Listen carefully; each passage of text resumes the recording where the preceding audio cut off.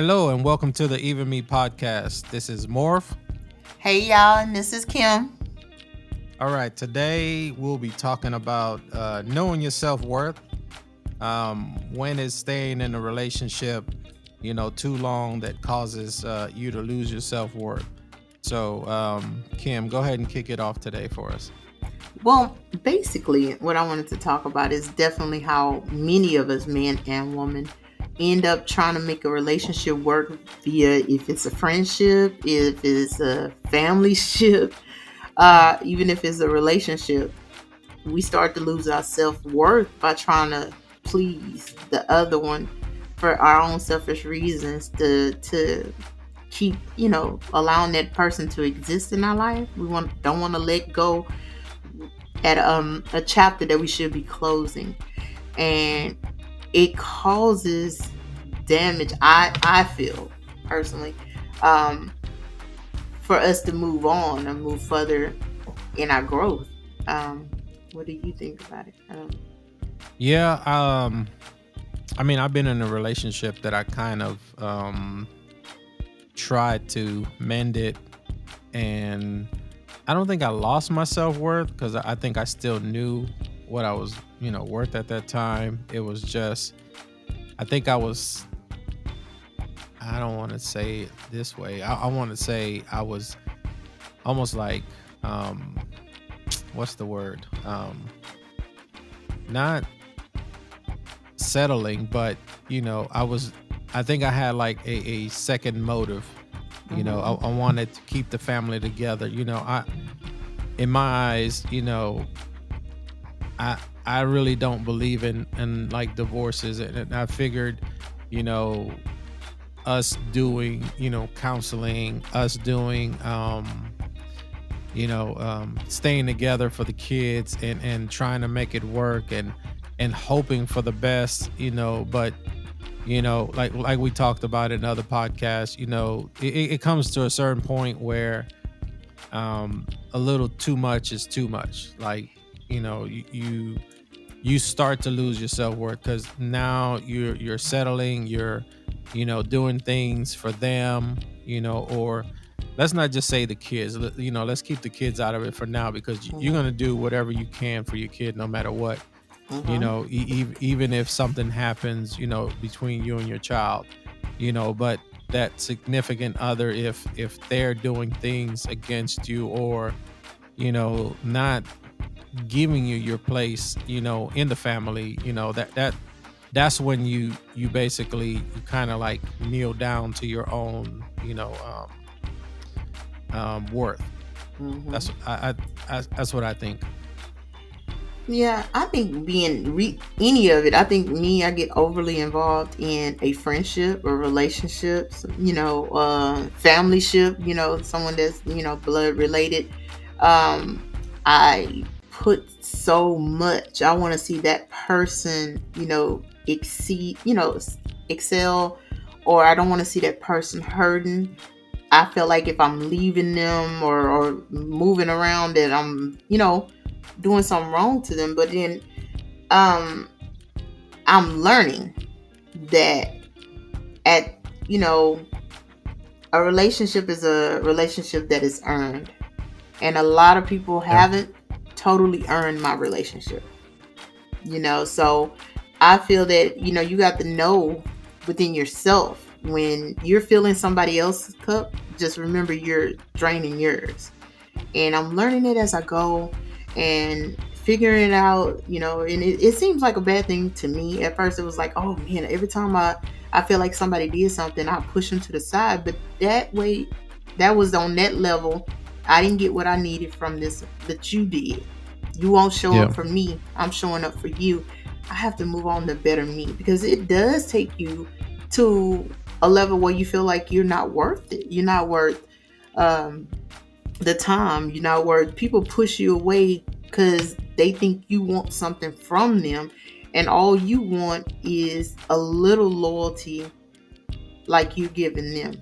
It's never reciprocated that way. So I think a lot of people start losing their self-worth, and then it's like a new coat of paint on a car. It's still that those scars are under there. Yeah. And if that paint is not, you know about cars, you got to put something on the paint to keep it from the rain coming and washing it away, or it rusting, or them scars showing up again. That's why I was like, yeah, you can put on makeup, you can put on a happy smile, you can choose another friend, choose another relationship, but those scars are still there.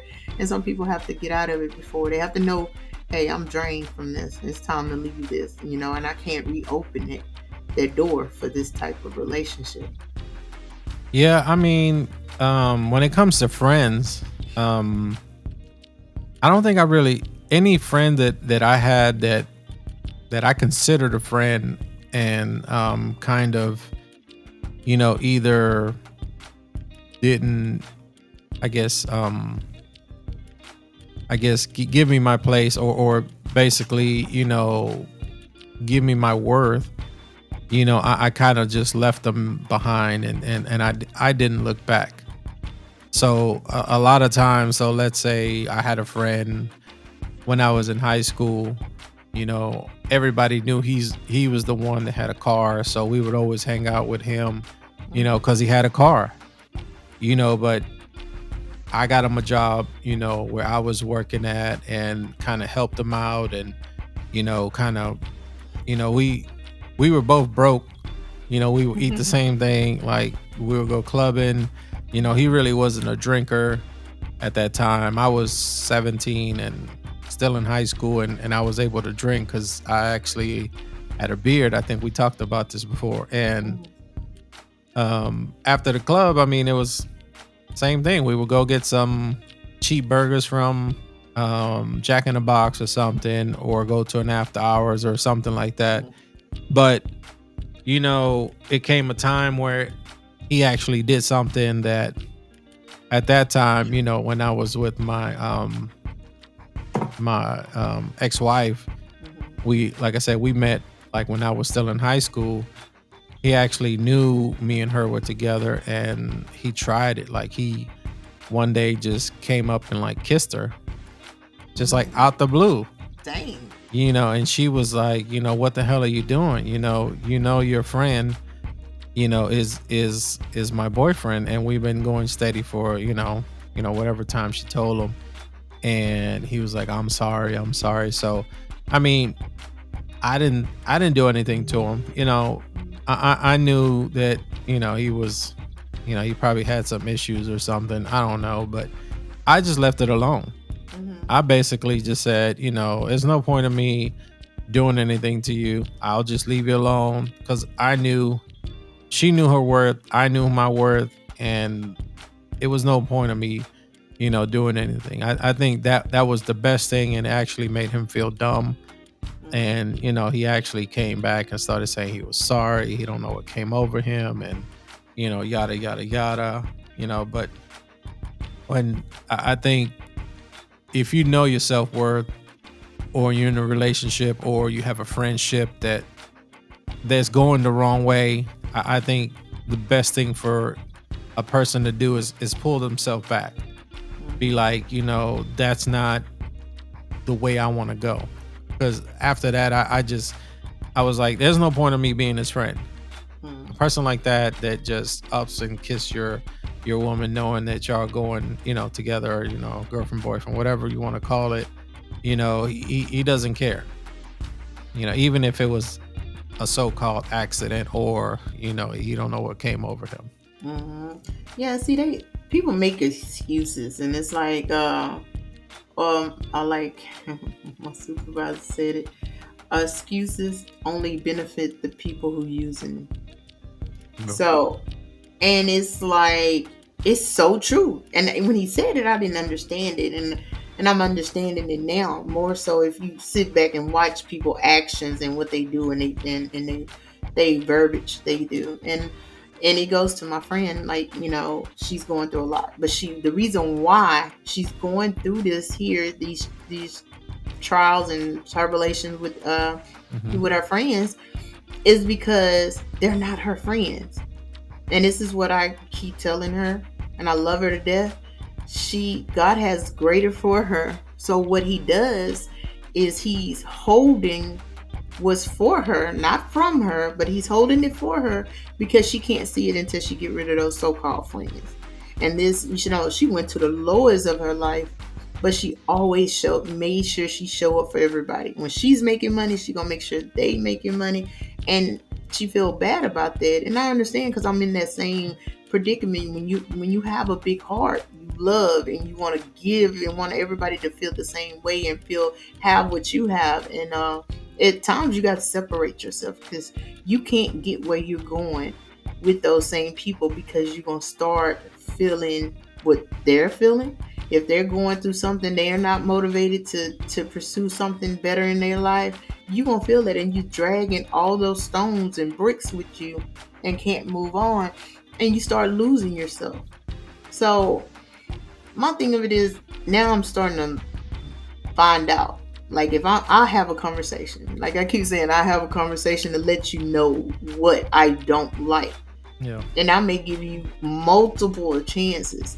Yes, I care for you. I don't want to see anything bad happen to you unless you come for my babies. You come for them, is that's it. You know, I forget. You know, God rules the earth then, but I forget then because I'm ready for your throat. But any other time, I just have to step away. And I don't, and for me to step away from a relationship or a friendship, I don't want to see anything bad happen to you. I don't have to be mad at you to step away from you. I can wish you the best, but I just can't wish, I don't want your, you eating at the same table with me. That's the thing. We can't break bread together. We can't eat at the same table. And, because I know what your intentions are, or you're not gonna show up for me when I'm on side of the road with a flat or anything.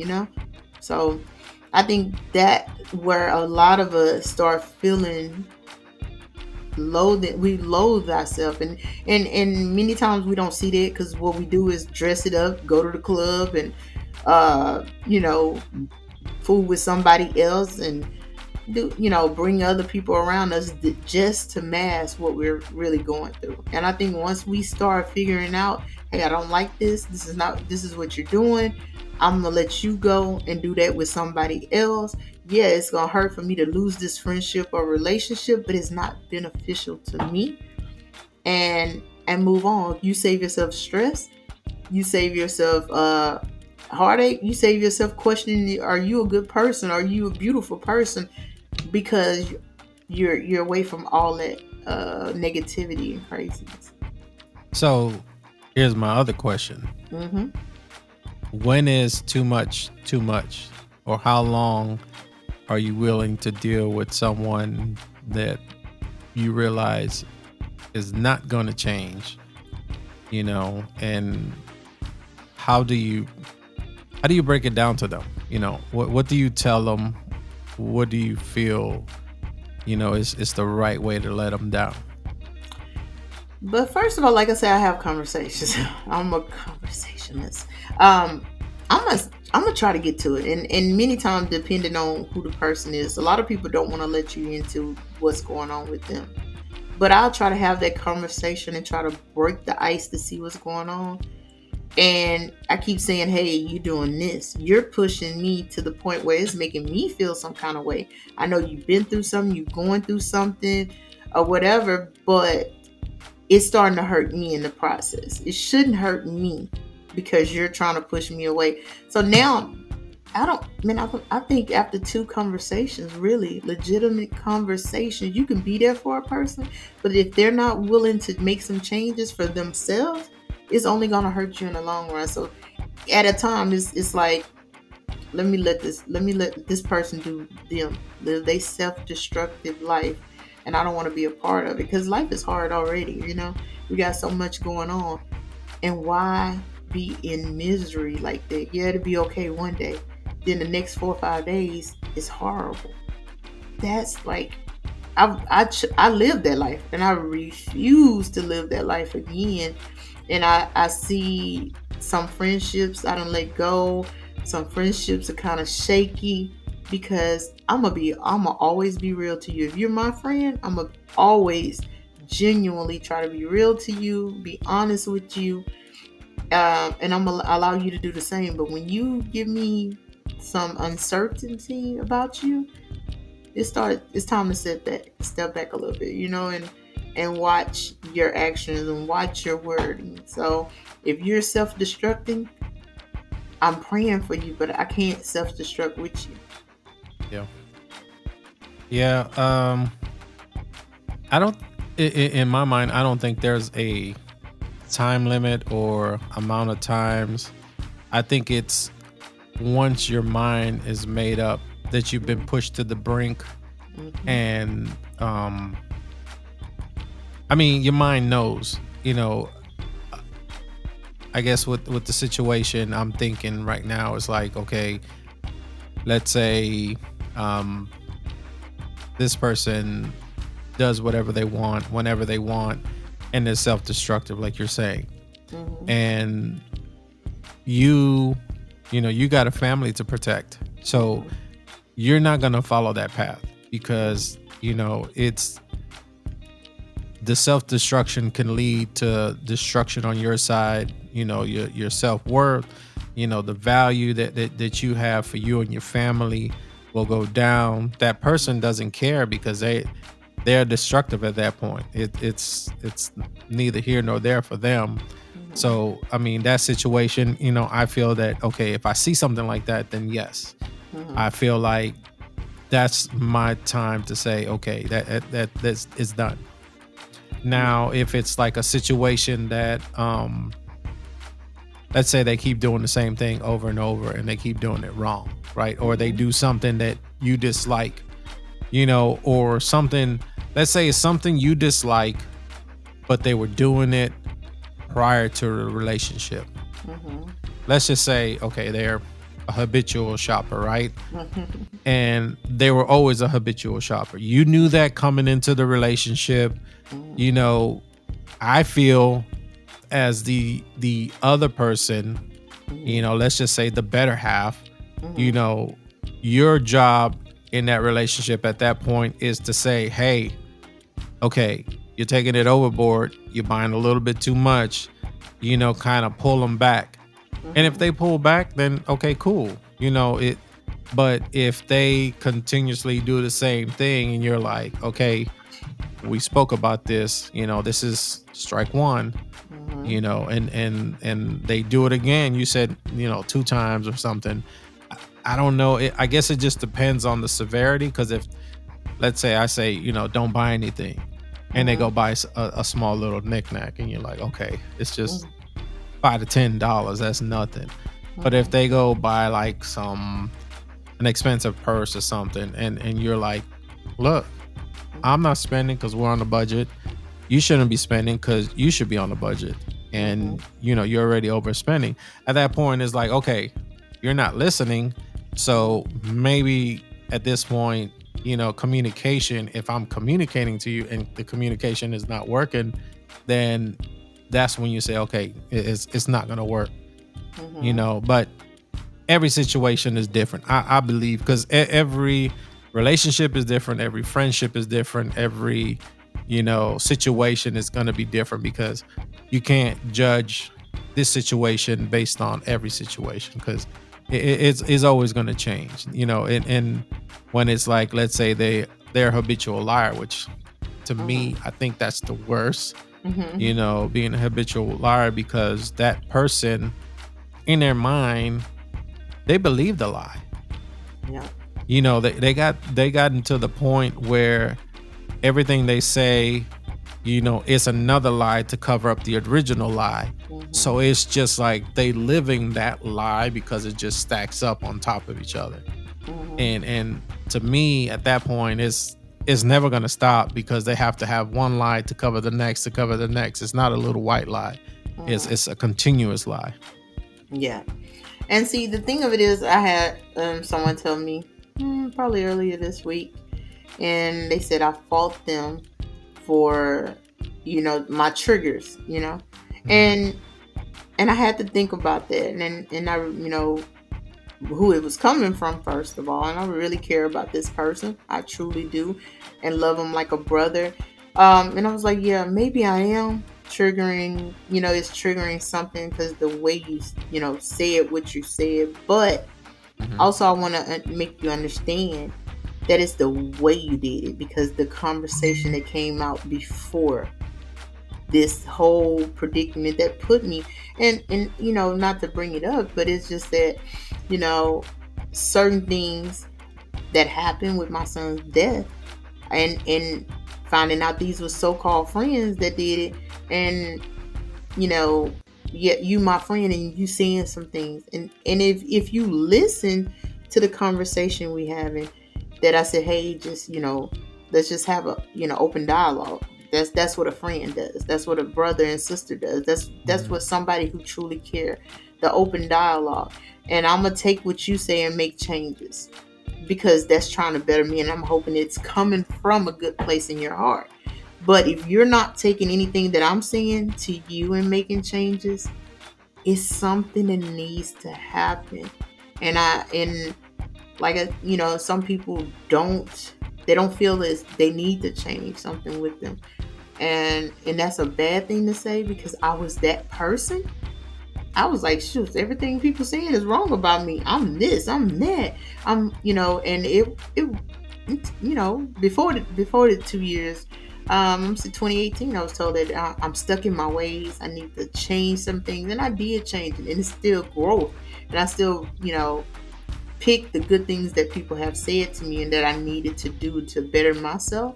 And I utilized those.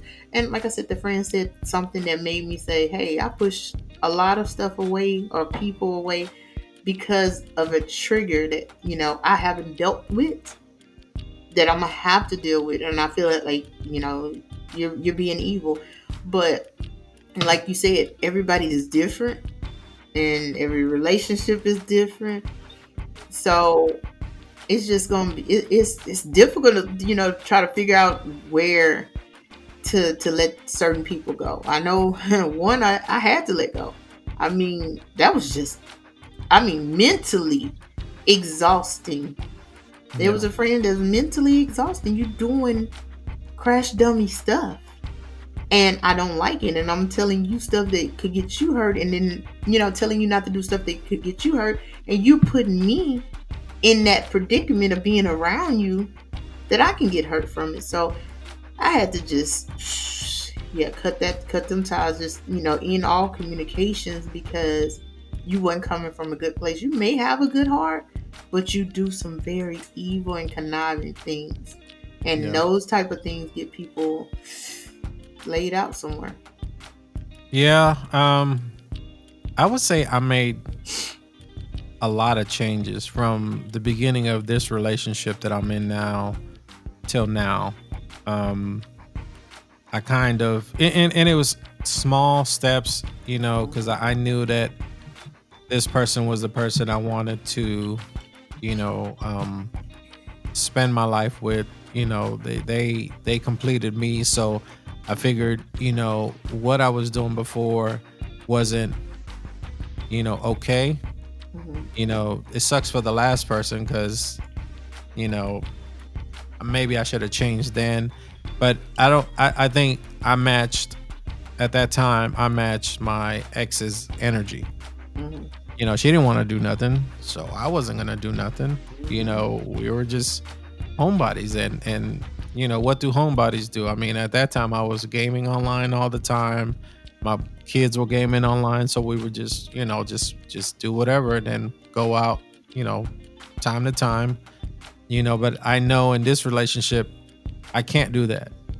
I give Hmm. myself 1 to 2 hours and I'll come online and I'll play, some games, do my podcast for a couple of hours, and I have my set date, you know, Hmm. cuz I know that any other day, or if I play, my games, at night, or when I wake up, I play for a certain amount of time, put it away, get to work, but I think before, I mean, I kid you not, I used to like probably start playing 8 or 9 o'clock at night when, they were falling asleep or she was falling asleep, Hmm. and play till like 2 or 3 in the morning, recording Oh. it, and you know, Hmm. but I mean, that was, that was me back then. Now it's, it's different. I know that when it's time to go lay in the bed,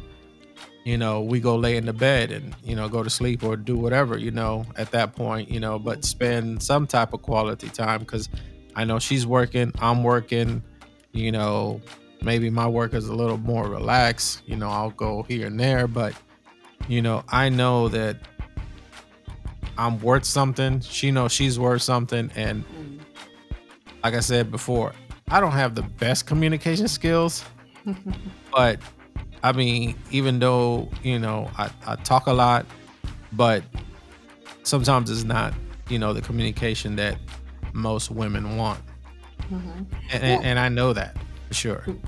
well, the thing of it is, this is what one of my coworkers we was talking about is sometimes we don't look for that communication. We just want somebody to be there emotionally. And it's hard to find that these days, or they're not willing to give. I don't know what it is, but not to even say a word. Sometimes I remember like the little relationship I had. I just told him, look, I know he worked 16 hours sometimes, and it could be very demanding. You working in a lab with chemicals. Yeah. 16 hours. So I know you're tired. You drained. You don't have to come and ask me what's going on with me. You don't have to come and have a conversation. If you just come there and just hug me, just hold me. Just come here and because I'm gonna do the same. I'm that type of person. I'm touchy friendly type person, but just do that because I don't have to tell you everything that I'm going through. Just come, just sit there, watch a movie with me, watch TV. We don't have to have a conversation. It's just that, and you know, we starting to find that with people. We try to make that work. Yeah. Try to we missing something. We doing everything we can do, but we're not getting what we need, and that's like I want So you said that y'all match the energy. You match your Hmm. ex's energy, but do you ever? I wanted to ask this question to any man, but I just didn't get the courage. Do you ever think that you missed that opportunity to bring her energy up? Because we know y'all not talkative. We know we want it to be, but at a point you learn that a man is not going to talk to you. But do you think Yeah. you miss your opportunity somewhere in there? And I don't want you to think back because now you're in a good place. You got a good Yeah. relationship, but at some point something could have been changed. You think? Um, I don't think so. I think I did try to bring her energy up, Mm-hmm. and I would say, I think she realized it after, once she got, the bigger boobs and shit like that. She started to go dancing and things like that, started going out, started fixing herself. Like I told you at one point, I told her, I tried to have the commit. If I mean, in this relationship, we're both communicative right now. You know, she's more than me. But see, in that relationship, I had to be the more communicative one because she was the one that had like low self-esteem, and she was going through shit, and I tried to bring her up and be like, dress up, let's go out, let's go do Mm-hmm. something. The kids can't just be just moping around. And that's why, I got to the point that I'm like, we can't just live here with your parents. We need our own place. Let's go back. And Mm-hmm. because we were still like working on the second house for us there at that land, I was like, let's just go back, take our house back, and try to mend everything. But at that point, like I said, it was kind of back and forth at that time. So Mm-hmm. it was, I don't think there was much I could do at that time. And I know that she realized after the fact, once I left, that it was something on her side, and that's why she started to change.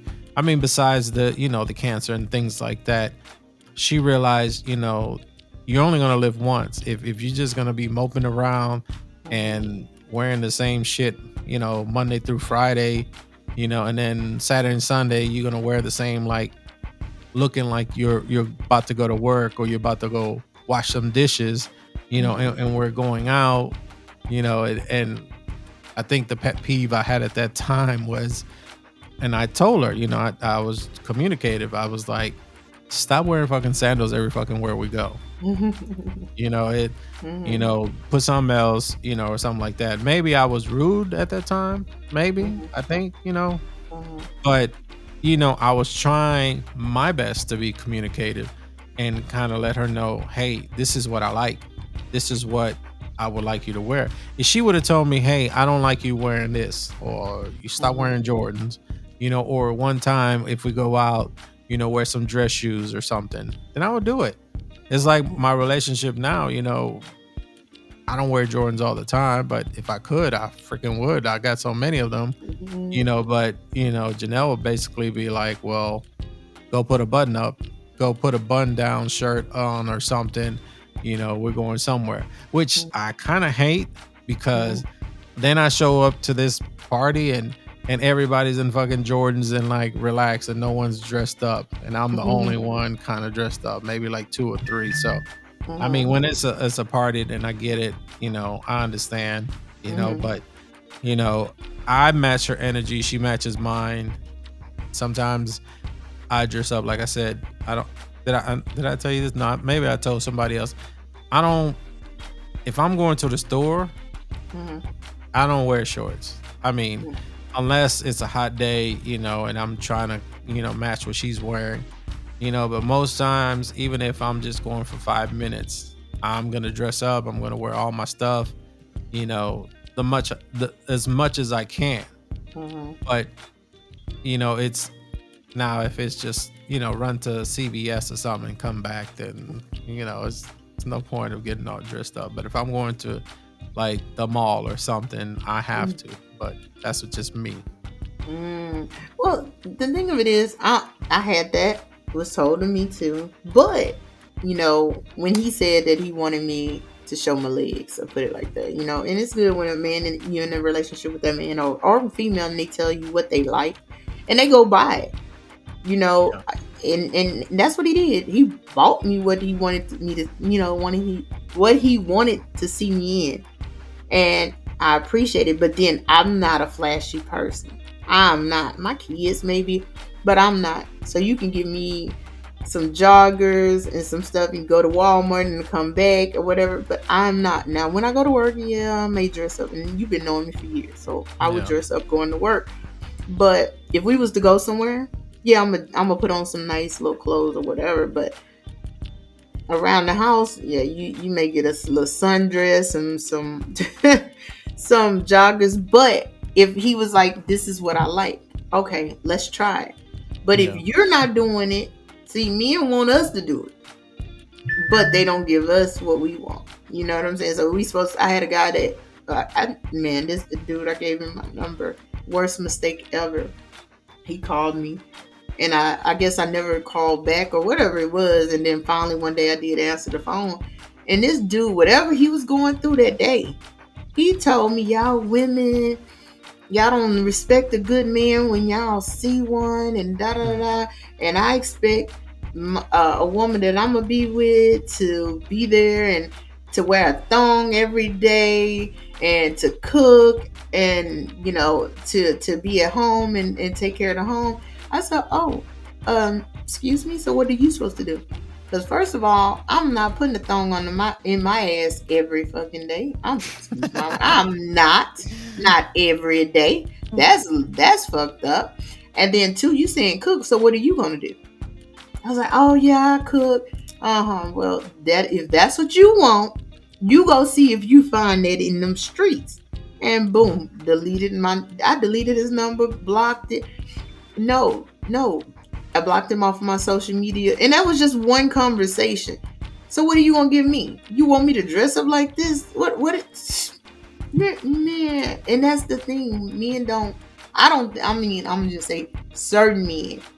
They think it's, oh, because I tap you on the ass, that's good enough. Well, what you giving me? You want me to give you stuff? What are you giving me? All It right. don't always have to be sexual, but we are emotional creatures, females are. So are you giving me that? Yeah, I would say I think what helps in the relationship, and I kind of said it earlier, is matching each other's energy. Because Mm-hmm. if you're, at a 5, he should match your energy and be at a 5, and y'all do what Mm-hmm. y'all do. Mm-hmm. But if you're always on 8, I should be on 8, or we should both be on 8, or at least 8 or 9. Just close to each other, just so the relationship moves forward and there's no mishaps. Because I shouldn't be on 8 all the time and you're like on 4, Mm-hmm. or vice versa, because that's going to cause issues and cause a clash. And like you said, if he wants you to dress a certain way, he should go buy it. Mm-hmm. Buy it for you, and then you just put it together. Now, are you going to do that all the time? No. It's going to be when the time is needed. Just like, me and my fiance, she likes certain kind of shirts, and she'll buy them. I don't wear them all the time, but Mm-hmm. it's if we're going out, then I understand, like they say, I understood the assignment. I'm gonna, wear that shirt, or the new shirt, or a shirt that she probably bought for me, because I ain't gonna lie, I got shirts in my closet that I've probably had at least 20 years. Yeah. Like Yes. I have a jersey that me and the kids took a picture with one time, and I just thought about it one day. I showed the kids, and I still got it. They don't have theirs, but we all took pictures with uh who was it? Tracy McGrady jersey, and I still got it. And my son, I remember in the picture, he was only like 1 or 2, and Mm-hmm. he's 20 now. So Wow. Yeah. I mean, I think different. I think, if we actually get the energy, like you said, match. But a lot of times, men, some men, ain't gonna say all men, some men don't match that. And they think it's okay. And we don't say anything because we don't want to hurt men's feelings. But, like, damn, I have to psych myself up to even be in the mood because you're not giving me that, just emotional or physical touch. But oh, that's for a whole nother conversation there. But right, it's, yeah. So yeah, it's time, leave those relationships that if you're not getting filled up, your cup is not getting filled back up. yeah, I feel. okay. That was a pretty Yeah. good conversation today. Yes, it was. Look at you, 37 minutes, What we but doing we it took 2 hours to get it to get all. started.